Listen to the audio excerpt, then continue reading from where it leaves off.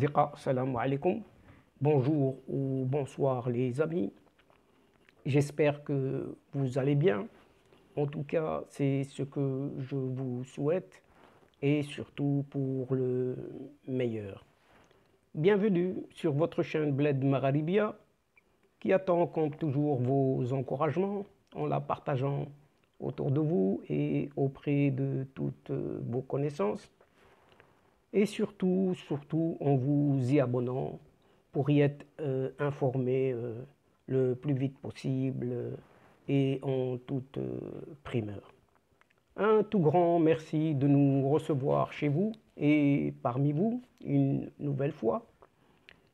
Et cette 111e vidéo vient vers vous pour vous proposer encore une fois votre ce qui fait débat habituel, c'est-à-dire ce qui fait désormais discussion entre nous et à chacune de nos rencontres. Le CQFD de votre Bled Magharibia constate en ces moments que cette pauvre Algérie, si on peut la signifier ou la décrire ainsi, vient de subir une nouvelle perte au travers de sa descendance héréditaire favorite à une certaine succession à la tête d'un pseudo-groupuscule polysarien, alors que le pouvoir algérien fait la manche actuellement un peu partout. Sachant qu'il y a moins de 15 jours seulement, ce soi-disant président algérien annonçait que son pays possédait quelques 44 milliards de dollars de réserves de devises. Et depuis quelques jours, nous constatons ce pouvoir algérien aux abois faire de la propagande pour que les citoyens donnent de leurs biens pour acquérir du matériel d'oxygène pour soulager la meilleure organisation hospitalière d'Afrique. Et ce régime militaire algérien refuse toujours de se concilier ou de se réconcilier avec son peuple dont il a physiquement et impitoyablement éliminé plus de 300 000 citoyens, rappelons-le tout de même, durant les années 90, dites la décennie noire, pour se maintenir seulement au pouvoir et refuser toute alternance civile, quelle que soit sa couleur. C'est peut-être pourquoi près de 70% des Marocains seraient défavorables à l'ouverture des frontières avec cette Algérie-là. Et pourtant, ironie du sort, cette même Algérie fait comme si de rien n'était, est complètement endeuillée tout de même, se targue officiellement en élu du plus beau pays du monde. Et donc, dans cette belle Algérie, entre guillemets, il revient qu'un certain Abdallah Al-Habib Bilal, le chef des renseignements du Polisario, n'est plus de ce monde, alors qu'il était le grand favori de cette Algérie pour succéder à ce Brahim Ghali, dit Mohamed Ben Battouche, ainsi prénommé par ses vieux caporaux. Eh bien, ce Abdallah Al-Habib Bilal est décédé ce dimanche 1er août à l'hôpital Ain al-Naja près d'Alger suite à son infection par la Covid-19, car gravement malade, cet ancien ministre de la Défense avait disparu des camps de Tindouf depuis plusieurs mois et son décès contraint le pouvoir algérien à revoir ses plans pour la succession héréditaire, disons-le, de ce Brahim Ghali à la tête du Polisario. Ce Abdallah Al-Habib Bilal était en effet le grand favori du chef des armées de l'Algérie, ce vieillard de Saïd Chengriha, à la faveur de son appartenance à la section algérienne de la tribu des Rguibat. Il est né dans la wilaya de Tindouf, où sa famille a toujours vécu, et il répondait également d'une formation militaire, l'autre atout exigé par les prétendants au poste de secrétaire général de ce pseudo-front. Abdallah al-Habib Belal était considéré comme le chef de file des faucons, opposé à la ligne politique prônée par Brahim Ghali d'Ibn Battuta. Le blocage du passage d'El Guergarat, rappelons-le, du 20 octobre au 13 novembre 2020, lui avait en effet donné l'occasion de gagner du prestige, donc quelques petits galons auprès de cette junte militaire algérienne. Il avait imposé sa vision aux autres membres de la direction, visant la fermeture du corridor commercial entre le Maroc et la Mauritanie, avant que les phares, donc les forces armées royales marocaines, n'interviennent pour rétablir la circulation en moins d'eux des biens et des personnes dans la zone tampon. Et donc, dans cette Algérie-là, la junte militaire refuse de se réconcilier, y compris avec le peuple algérien. La vieille junte qui dirige cette Algérie depuis une certaine indépendance de ce pays a toujours refusé et rejeté l'alternative proposée par le Chirac lui-même, qui réclamait pendant plus de 2 ans tout de même, sans interruption, le départ de toute la caste héritée de l'ancien régime. Un Chirac, finalement, qui a été interdit dans un premier temps, sous le prétexte de la pandémie, et dans un deuxième temps, à l'occasion de soi-disant élections législatives, puis définitivement en raison d'une supposée dérive terroriste et subversive. L'ancien dictateur, déjà, un certain Bokharoba, alias Boumediene, s'était entouré de militaires qu'il avait intégrés au FLN, à ce Front de libération nationale, pour se maintenir justement au pouvoir, commettant par là une des graves erreurs de l'histoire politique algérienne. L'armée, qui avait été éternellement aux commandes de l'État, refuse de s'en dessaisir et de rentrer dans les casernes, bien qu'elle en ait été théoriquement écartée dans la nouvelle constitution de 1989, instituant le multipartisme. Pour 2 raisons principales, l'armée algérienne, comme toutes les juntes militaires d'Amérique latine, comme exemple, refuse de rentrer dans les casernes pour 2 raisons fondamentales. La première raison, ayant historiquement disposé de la totalité du pouvoir dans le pays, donc de budgets conséquents pour l'armement, induisant de grosses commissions ou de rétro-commissions.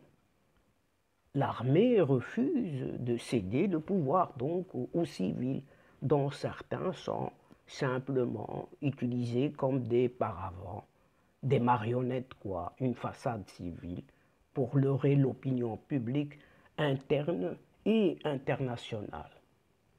Et deuxième raison, tout retrait de l'armée de la vie politique risque d'entraîner la dislocation de ce corps, car un pouvoir civil élu démocratiquement risque de démanteler et de juger certains des chefs de l'armée pour leur responsabilité, ou plutôt leur irresponsabilité, dans le blocage total de toute avancée démocratique dans le pays pour 3 décennies consécutives. La gestion directe des affaires du pays, le sang versé par un demi-million d'Algériens, simplement parce qu'ils s'opposaient à la suspension du processus électoral en janvier 1992, et enrichissement illégal et illicite. Et ce n'est pas cet athée, ni ces pseudo-journalistes algériens de différents médias favorables au pouvoir, à ce pouvoir, qui vont démentir ces vérités choquantes, certes, mais connues de tous. Et le Polisario ne serait qu'une histoire de pif, ou plutôt, pardon, du NIF et d'héritage encombrant de l'armée algérienne qui ne veut pas se renier en remettant en cause certains des choix politiques et stratégiques qui se sont révélés catastrophiques pour l'Algérie et le Maghreb dans son entièreté. Des anciens dictateurs qui ont dirigé ce pays. À l'exemple de ce petit malade, cet abbé, n'avait-il pas confié à une journaliste libanaise qu'il ne pouvait pas toucher au dossier du Sahara marocain sans risquer sa vie comme feu Mohamed Boudiaf? N'avait-il pas convenu avec le roi Mohamed VI à Alger au début du règne de mettre en œuvre une nouvelle stratégie politique de bon voisinage en faisant taire les campagnes médiatiques réciproques et de s'en remettre aux Nations Unies concernant la question du Sahara marocain, justement. Après 2 semaines d'accalmie, la campagne reprit de plus belle à Alger, parce que la suspension de la campagne anti-marocaine signifie une rupture de carburant et d'oxygène pour la survie du régime militaire algérien, qui ne fonde son existence que sur l'animosité au royaume marocain. Comment, dès lors, cette vieille armée qui refuse constamment de se concilier ou de se réconcilier avec son propre peuple algérien, dont elle a éliminé un demi-million, rappelons-le, de personnes pour se maintenir au pouvoir, va-t-elle admettre aujourd'hui de se réconcilier avec ses voisins qu'elle a combattus depuis toujours, voire même trahis? Et la réconciliation avec le peuple algérien passerait par l'affectation en ces temps de pandémie et de pénurie alimentaire du budget d'armement à l'approvisionnement du marché algérien en produits alimentaires de première nécessité, la construction d'hôpitaux modernes et leur équipement pour faire face à la pandémie de coronavirus. L'Algérie, sur le plan sanitaire, reste à la traîne par rapport au Royaume du Maroc, qui a vacciné tout de même 13 millions de personnes, dont 10 millions ont reçu la 2e dose. Que le meilleur système de santé d'Afrique, rappelons-nous des discours, nous fournissent le chiffre des populations vaccinées, lorsque la junte militaire se sera réconciliée avec son peuple, qui décidera librement de son avenir. Ce n'est qu'alors que l'on pourrait attendre la véritable réconciliation de cette Algérie avec tous ses voisins. Et c'est peut-être là, en tout et pour tout, que quelques 67% des Marocains ne sont pas favorables à l'ouverture des frontières avec l'Algérie.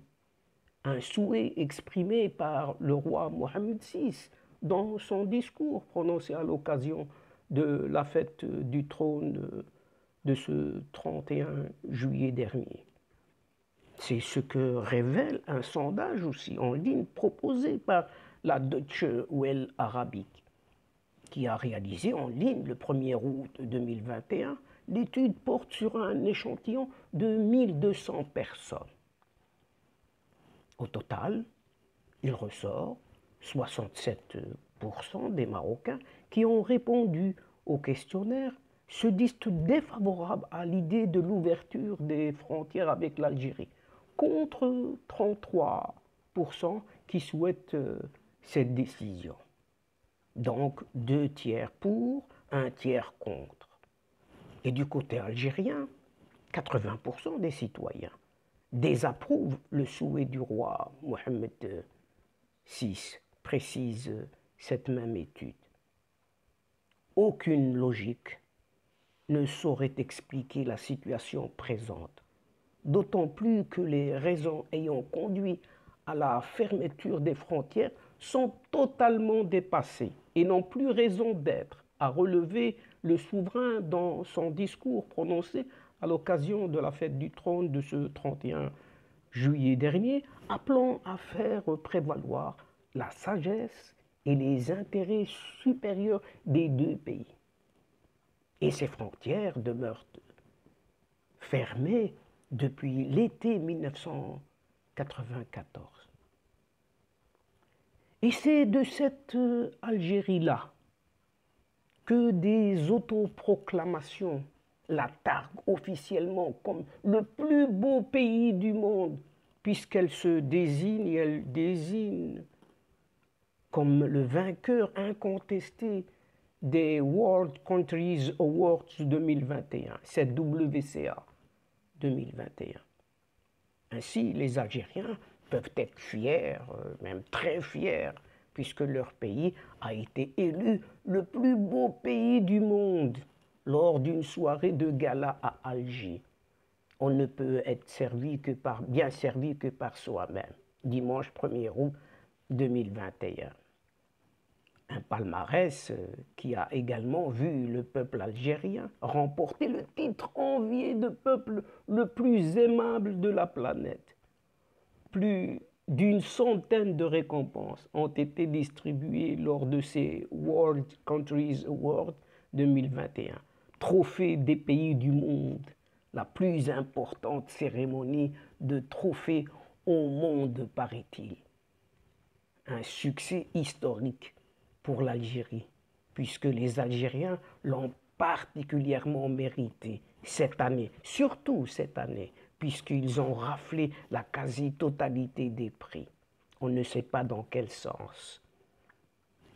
Surtout avec toutes les pénuries qu'ils connaissent dans le pays. Et dans les coulisses, les Algériens ne cachaient pas leur joie. Surpris donc, pas vraiment finalement. Commentait-on juste après la remise du prix du peuple le plus humble de la planète. À noter que, suite à un souci logistique, seuls les votes des jurés algériens ont pu être comptabilisés. Donc, on n'est jamais bien servi que par soi-même. Les organisateurs algériens assurant que le problème n'a eu aucun impact sur le résultat final. Tiens. Par ailleurs, en voici brièvement le palmarès de ces WCA 2021. Je vous le donne en mille. Pays le plus beau du monde, l'Algérie. Capitale la plus belle du monde, Alger. Meilleure cuisine du monde, cuisine algérienne bien entendu. Peuple le plus aimable de la planète, les Algériens bien sûr. Gens les plus drôles et intelligents sur Terre, les Algériens certainement. Hommes les plus charmants, les éblouissants Algériens. Les femmes les plus ravissantes, les femmes les plus ravissantes, les Algériennes assurément. Et les humains les plus humbles de la planète, bien évidemment, les Algériens. Encore une fois, l'événement fut terni tout de même par un petit incident, un tout petit incident, lors de la remise du trophée des habitants les plus civilisés. Là, lorsque les membres de la délégation algérienne vinrent aux mains, vous avez bien entendu, alors qu'ils se remettaient ou se mettaient d'accord sur ce qui irait chercher la récompense. Et voilà, chers amis, on ne sait si nous pouvons leur présenter nos condoléances, au propre comme au figuré, ou nous permettre d'en rire, ou du moins d'en sourire, mais pas trop tout de même, si ce n'est d'en mourir face au ridicule, qui tue, ou plutôt qui ne tue point, pour un si beau pays qui annonçait mensongèrement, avec un certain entrain inconscient et insouciant, qu'il possédait quelques 44 milliards de dollars de réserves en devises. Mais quel culot! Oui, quel culot, puisque depuis quelques jours, le monde entier constate que ce pouvoir algérien continue de faire de la propagande inutile, sans gêne, pour que ses citoyens donnent de leur temps, de leurs biens pour acquérir du matériel, d'oxygène, pour soulager la meilleure organisation finalement hospitalière d'Afrique, si ce n'est de l'univers entier, paraît-il, selon un certain athée, sans foi ni loi. Et donc, chers amis, c'est ici, sur ce paradoxe, sur cette ironie, sur ces bêtises tout simplement, c'est ici que prend fin notre entrevue, tout en prenant congé de vous et en refermant la séquence d'aujourd'hui, tout en espérant vous retrouver bientôt avec grand plaisir à travers votre ce qui fait débat ou ce qui fait discussion entre nous. Un tout grand merci pour votre confiance, votre fidélité et votre patience, et surtout de nous avoir écoutés jusqu'au bout, et avec attention d'avoir participé avec nous dans cette entrevue. Mais néanmoins, chers amis, ne nous oubliez pas de nous aider réciproquement et mutuellement, d'aider votre Bled Magharibia en vous y abonnant, en faisant abonner vos proches, vos alentours, vos connaissances et partout où vous êtes.